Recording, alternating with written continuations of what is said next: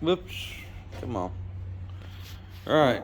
So here we are back from our world tour of Kalamazoo, Michigan. And Mike is working on fastening this new bumper cover to the back of the car.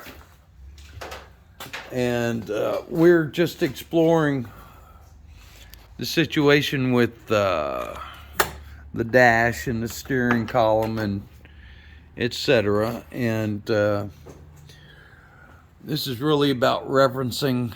I'm getting ready to disassemble this and clean it, but I figured I'd share some interesting tidbits here. All right, first of all, somebody previous to us, all right, this right where the light is, there's a mounting nut, that square mounting nut for the steering column. Well, it's been broke on this side, and just a regular nut was there. And I expect whoever encountered that and caused that cussed a lot. But one of the interesting features of this car, this is a 75 C3 Corvette. The hood has got a flappy door. The big circle there is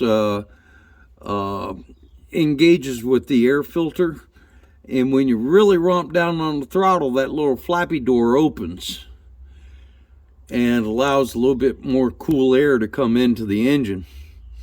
Well, I found what I think is the switch. Okay, if you look, all right, well, in the light there, let's see if we can, where is it? Yeah, right there where the light is, that beige colored piece. If I push on the throttle, hold on. If I push, let's get that centered. If I push on the throttle, that thing moves. All right, and it's got wires hooked to it. I'm kind of assuming that is the switch for that piece. Y'all can't see that in here. Hold on. There we go. Yeah, and there's a wire hooked to it right there. 2 wires. Well, I'll be damned if I'm gonna mess with that thing after I put the instrument panel back in. So we're gonna at least get a voltometer and make sure that's opening and closing before we cover it back up. All that kind of yah-yah. And we still got this red wire, if you notice, is just that wire needs to be brown. That connection needs to be made better and insulated. But I'm going to tell you, for as old as this car is, I'm really surprised at how good all this stuff is. I mean, all the little lights are intact, and we're gonna replace all the lights and clean and grease those sockets so there's no corrosion to be dealt with later, etc., etc. And we're gonna go ahead and just do a real quick 360 scan of this, because we're getting ready to disassemble this. Hold on just a second. Make it easy.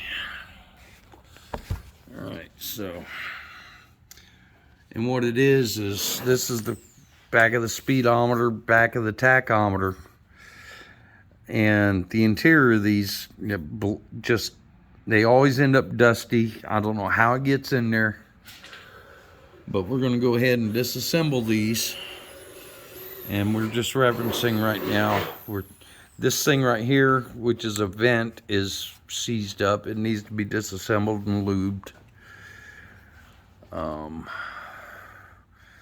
we're really just photo documenting it right now, just so we can, in case we forget, we know where all the parts go. And the headlight switch right here with the vacuum valve. That's the valve that actually makes the headlight doors go up and down. All right, but yeah, we're gonna have to deal with some rust. And here, see this right here, this dirt. Okay, just figure that's in there. All right, and we're just looking for little details, which bolt goes in which hole. Just trying to, I'll be able to come back to this video and reference all this.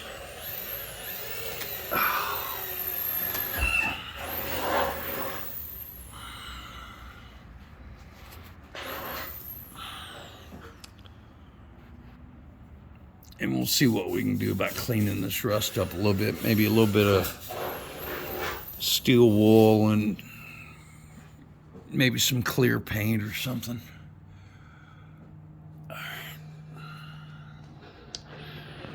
Make sure the grounds are in the right spot when we put it back together. And there again, all that will be cleaned and a little bit of grease applied to help seal it.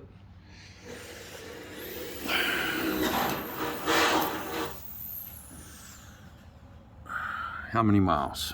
Can you see? What does that say? 33,402.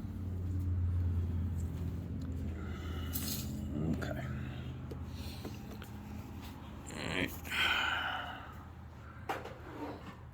Oh, and while we were up in Kalamazoo, we swung through and visited Tom and Miss TJ.